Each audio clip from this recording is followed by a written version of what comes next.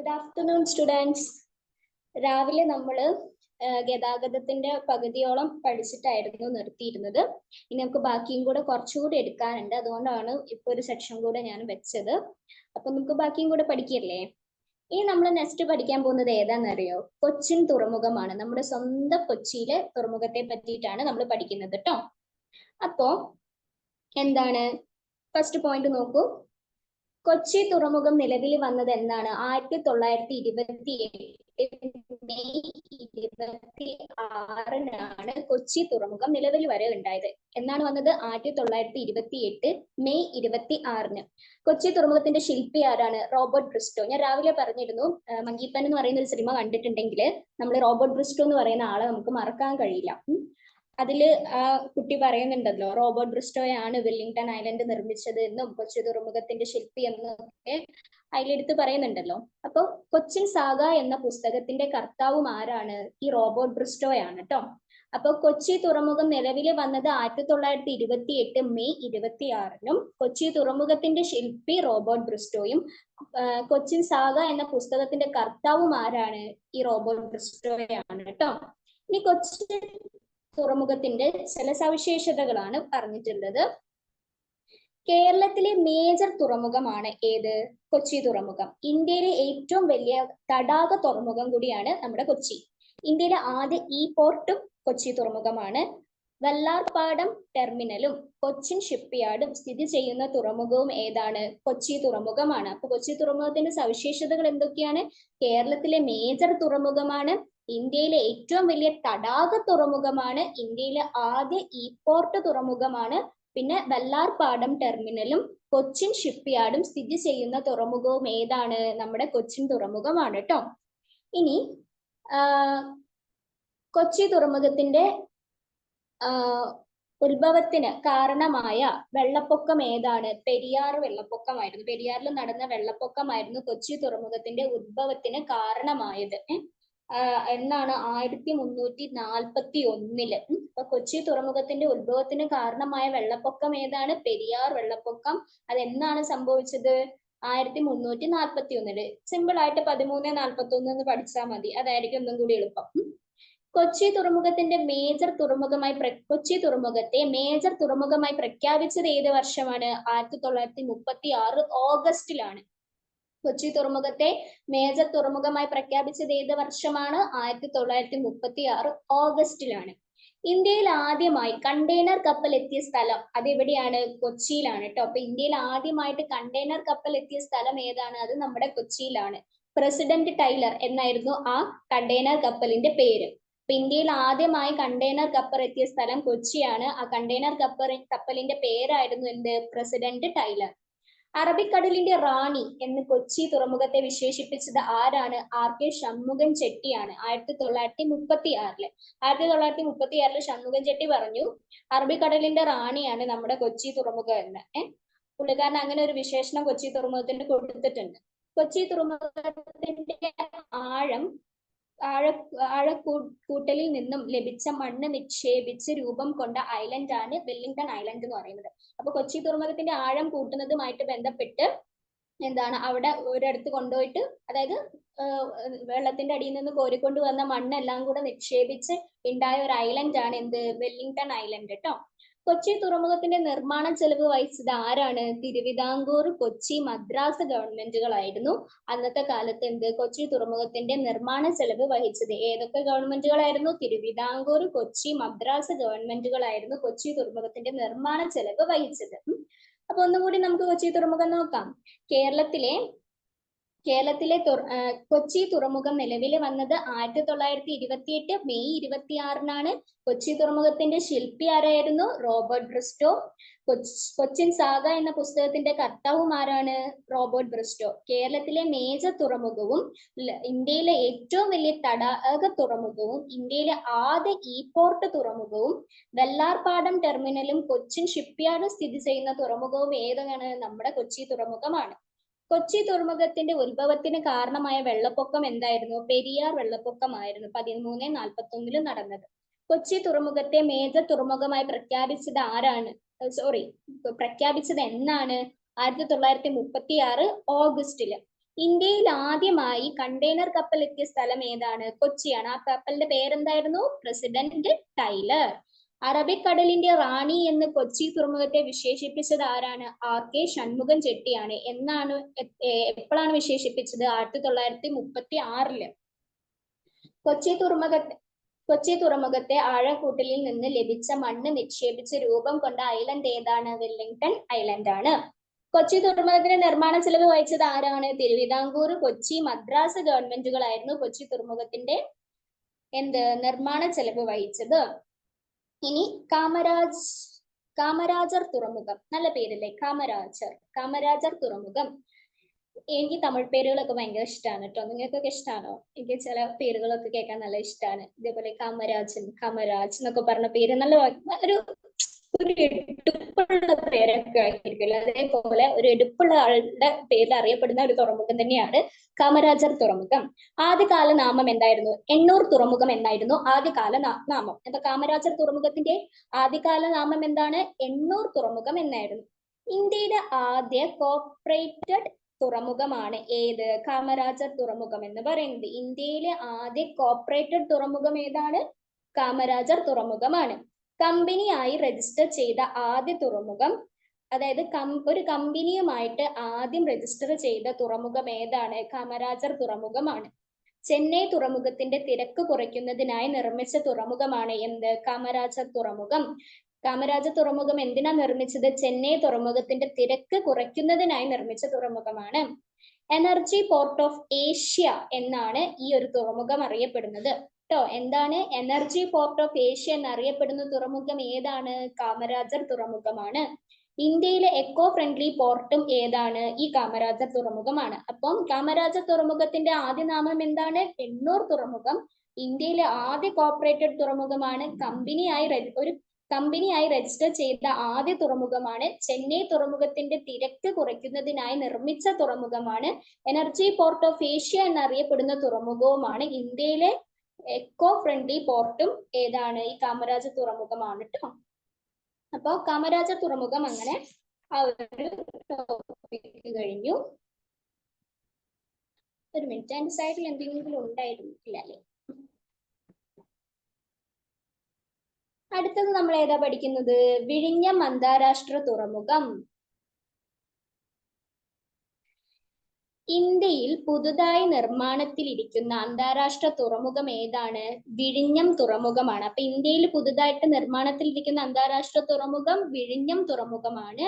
വിഴിഞ്ഞം തുറമുഖത്തിന്റെ നിർമ്മാണ ചുമതല വഹിക്കുന്ന കമ്പനി ഏതാണ്? അദാനി പോർട്ടാണ്. അപ്പൊ അദാനി പോർട്ടാണ് വിഴിഞ്ഞം തുറമുഖത്തിന്റെ നിർമ്മാണ ചുമതല വഹിക്കുന്ന കമ്പനി എന്ന് പറയുന്നത്. ഇത് സംഭവം പണിയൊക്കെ തീർന്ന് നമ്മൾ ന്യൂസിലൊക്കെ കണ്ടല്ലോ അല്ലെ?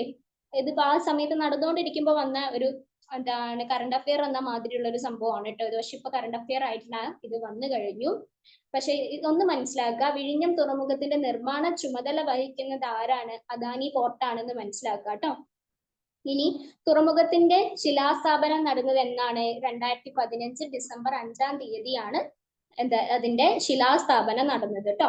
അപ്പൊ വിഴിഞ്ഞം തുറമുഖം വിഴിഞ്ഞം തുറമുഖത്തിന്റെ നിർമ്മാണ ചുമതല വഹിക്കുന്നത് അദാനി പോർട്ടാണ്. തുറമുഖത്തിന്റെ ശിലാസ്ഥാപനം നടന്നത് 2015 ഡിസംബർ 5-ാം തീയതിയാണ്.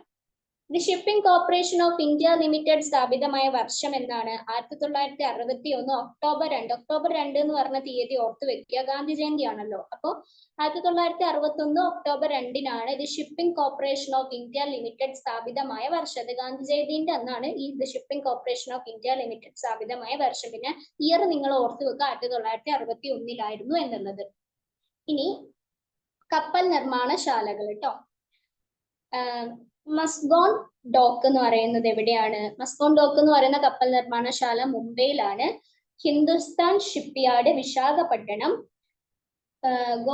ഗോവ ഷിപ്പ്യാർഡ് ഗോവയിൽ തന്നെ, garden reach ship builders and engineers ലിമിറ്റഡും പിന്നെ ഹൂഗ്ലി ഡോക്കും എവിടെയാണ്? കൊൽക്കത്തയിലാണ്. കൊച്ചിൻ ഷിപ്പ്യാർഡ് കൊച്ചിയിലാണ്. അതിലിപ്പോ എന്താ?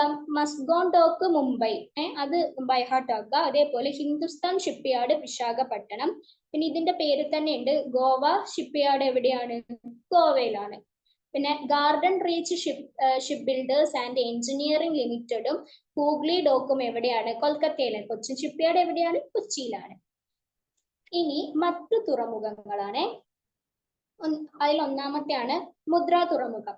മുദ്ര തുറമുഖം സ്ഥിതി ചെയ്യുന്ന സംസ്ഥാനം എവിടെയാണ്? ഗുജറാത്ത്. അപ്പൊ ഗുജറാത്തിലാണ് മുദ്ര തുറമുഖം സ്ഥിതി ചെയ്യുന്നത്. ഇന്ത്യയിലെ ഏറ്റവും വലിയ സ്വകാര്യ തുറമുഖം ഏതാണ്? ഈ മുദ്ര തുറമുഖമാണ്.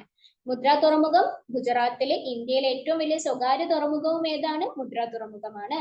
ഇനി കൃഷ്ണപട്ടണം.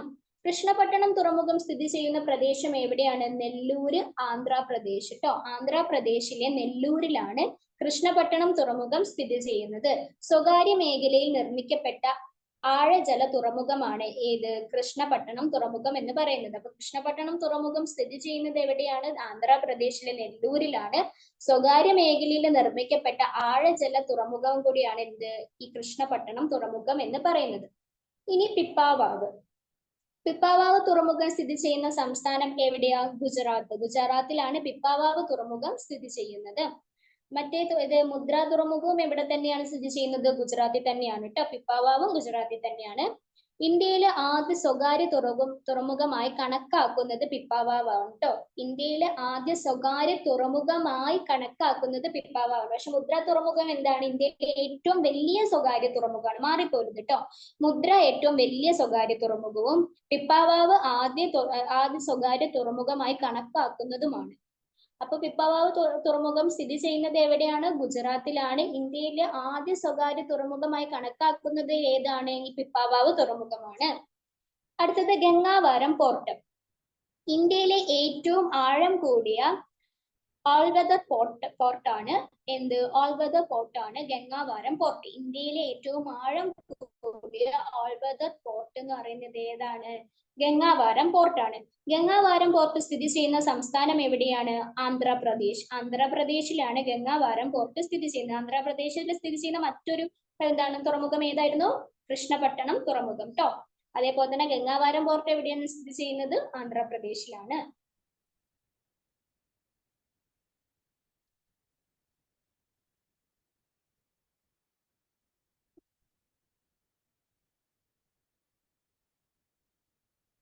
മഹാരാഷ്ട്രയിൽ പുതുതായി വരാൻ പോകുന്ന തുറമുഖം ഏതാണ്? വദാവൻ തുറമുഖം. വദാവൻ തുറമുഖമാണ് മഹാരാഷ്ട്രയിൽ പുതുതായി വരാൻ പോകുന്ന തുറമുഖം എന്ന് പറയുന്നത് ട്ടോ. ചൈനയുടെ സഹായത്തോടു കൂടി പാകിസ്ഥാനിൽ നിർമ്മിക്കുന്ന തുറമുഖം ഏതാണ്? ഗൗഡർ തുറമുഖം.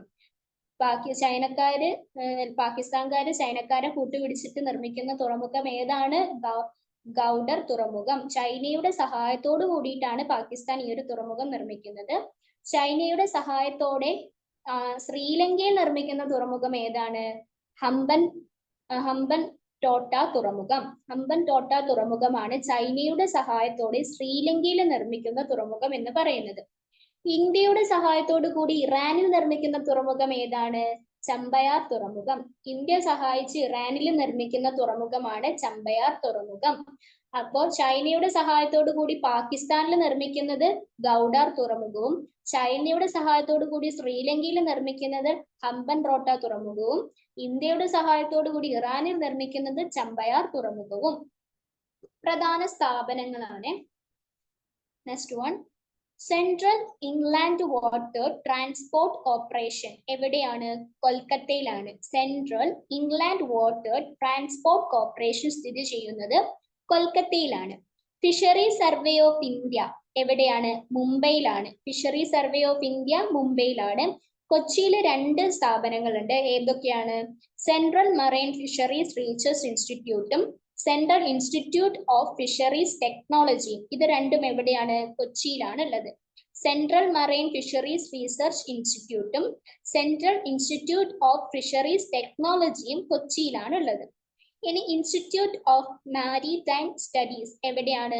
ഗോവയിലാണ്. Institute of maritime studies Goa. Marine engineering and research institute എവിടെയാ? Kolkata. Marine engineering and research institute Kolkata. കൊൽക്കത്തയിലുള്ള മറ്റൊരു സ്ഥാപനം ഏതാ? തൊട്ടുമുകളിൽ കിടക്കുന്നത് central inland water transport corporation Kolkata. National ship design and research centre എവിടെയാ? Visakhapatnam. National ship design and research centre Visakhapatnam. Indian maritime university എവിടെയാ?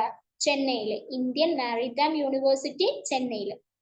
അപ്പോൾ സെൻട്രൽ ഇൻലാൻഡ് വാട്ടർ ട്രാൻസ്പോർട്ട് കോർപ്പറേഷനും മറൈൻ എഞ്ചിനീയറിംഗ് ആൻഡ് റിസർച്ച് ഇൻസ്റ്റിറ്റ്യൂട്ടും സ്ഥിതി ചെയ്യുന്നത് കൊൽക്കത്തയിലാണ്. ഫിഷറി സർവേ ഓഫ് ഇന്ത്യ മുംബൈയിലും central marine fisheries research ഇൻസ്റ്റിറ്റ്യൂട്ടും സെൻട്രൽ ഇൻസ്റ്റിറ്റ്യൂട്ട് ഓഫ് ഫിഷറീസ് ടെക്നോളജിയും എവിടെയാണ്? കൊച്ചിയിലാണ്.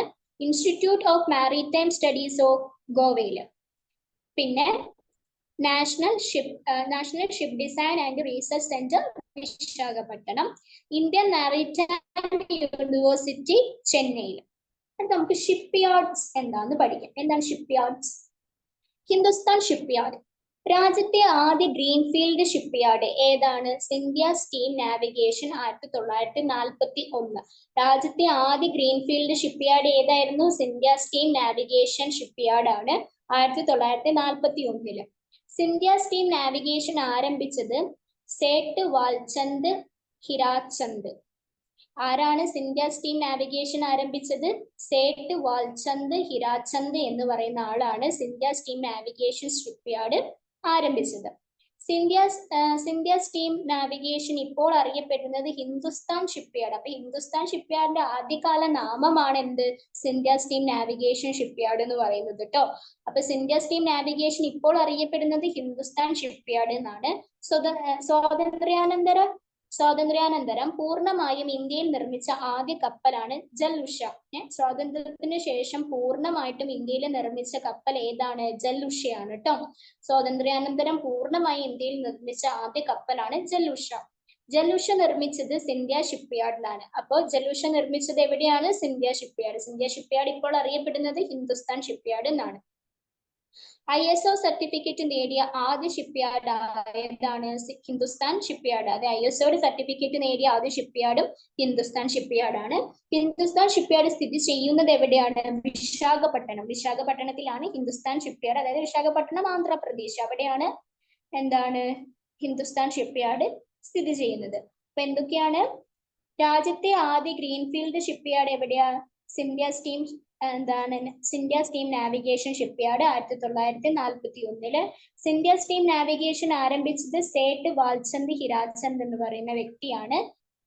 സിന്ധ്യ സ്റ്റീം നാവിഗേഷൻ ഇപ്പോൾ അറിയപ്പെടുന്നത് ഹിന്ദുസ്ഥാൻ ഷിപ്പ് യാർഡ് എന്നും. സ്വാതന്ത്ര്യാനന്തരം പൂർണ്ണമായും ഇന്ത്യയിൽ നിർമ്മിച്ച ആദ്യ കപ്പൽ ഏതാണ്? ജല്ലുഷയാണ്. ജല്ലുഷ നിർമ്മിച്ചത് സിന്ധ്യ ഷിപ്പ് യാർഡിലാണ്. ISO സർട്ടിഫിക്കറ്റ് നേടിയ ആദ്യ ഷിപ്പ് യാർഡ് ഏതാണ്? ഹിന്ദുസ്ഥാൻ ഷിപ്പ് യാർഡ് ആണ്. ഹിന്ദുസ്ഥാൻ ഷിപ്പ് യാർഡ് സ്ഥിതി ചെയ്യുന്നത് എവിടെയാണ്? വിശാഖപട്ടണത്തിലാണ്. ക്ലിയർ ആയി എന്ന് വിചാരിക്കുന്നു. And last and final, Cochin ship yard. ഇന്ത്യയിലെ ഏറ്റവും വലിയ ഗ്രീൻഫീൽഡ് ഷിപ്പ് യാർഡും ship yards of the millennium എന്നറിയപ്പെടുന്നതും ഏതാണ്? കൊച്ചിൻ ഷിപ്പ് യാർഡ് ആണ്. കൊച്ചിൻ ഷിപ്പ് യാർഡിന്റെ സവിശേഷതകളൊക്കെ എന്തൊക്കെയാണ്? ഇന്ത്യയിലെ ഏറ്റവും വലിയ ഗ്രീൻഫീൽഡ് ഷിപ്പ് യാർഡും ship yard of the millennium എന്നറിയപ്പെടുന്നതും ഏതാണ്? കൊച്ചിൻ ഷിപ്പ് യാർഡ് ആണ്.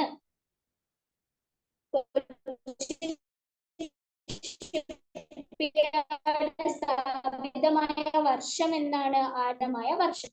ഷിപ്പ് യാർഡിന്റെ നിർമ്മാണത്തിന് നേതൃത്വം നൽകിയ കമ്പനി ഏതാണ്? Mitsubishi heavy industries. ഏതാണ്? മിറ്റ്സുബിഷി ഹെവി ഇൻഡസ്ട്രീസ് ആണ് ഷിപ്പ് യാർഡിന്റെ നിർമ്മാണത്തിന് നേതൃത്വം നൽകിയ കമ്പനി എന്ന് പറയുന്നത്. കൊച്ചി ഷിപ്പ് യാർഡിൽ നിർമ്മിച്ച ആദ്യ കപ്പൽ ഏതാണ്? റാണി പത്മിനി. അങ്ങനെ ഒരു ഫിലിം ഉണ്ടല്ലോ അല്ലെ, അത് ആലോചിക്കുക കേട്ടോ. ഈ ഒരു കാര്യത്തില് കൊച്ചിൻ ഷിപ്പ് യാർഡിൽ നിർമ്മിച്ച ആദ്യ കപ്പൽ ഏതാണ്? റാണി പത്മിനി. ഇന്ത്യയിലെ ഏറ്റവും വലിയ ഗ്രീൻഫീൽഡ് ഷിപ്പ് യാർഡും ship yard of the millennium എന്നറിയപ്പെടുന്നതും ഏതാണ്? കൊച്ചിൻ ഷിപ്പ് യാർഡ് ആണ്. കൊച്ചിൻ ഷിപ്പ് യാർഡ് സ്ഥാപിതമായ വർഷം 1972. ഷിപ്പ് യാർഡിന്റെ നിർമ്മാണത്തിന് നേതൃത്വം നൽകിയ കമ്പനി ഏതാണ്? Mitsubishi heavy industries. Cochin ship യാർഡിൽ നിർമ്മിച്ച ആദ്യ കപ്പൽ ഏതാണ്? റാണി പത്മിനി. അപ്പോ അങ്ങനെ നമ്മൾ ഈ ഒരു ചാപ്റ്റർ തീർത്തിട്ടുണ്ട്. ഇന്ന് രാവിലെ എടുത്തതും ഇപ്പൊ എടുത്തതും എല്ലാം കൂടെ നിങ്ങൾ നല്ലതുപോലെ തറവായിട്ട് നോക്കുക. നോട്ട്സ് ഞാൻ ഷെയർ ചെയ്തിട്ടുണ്ട്, നല്ലതുപോലെ ഇതാക്കുക. അതായത് ഈ തുറമുഖങ്ങളൊക്കെ കാര്യമായിട്ട് തന്നെ നോക്കുക കേട്ടോ. അതായത് കുറെ വിശദീകരിച്ച് പറഞ്ഞിട്ടുള്ള തുറമുഖങ്ങൾ എന്തായാലും ഇന്ന് നോക്കിയിരിക്കണം.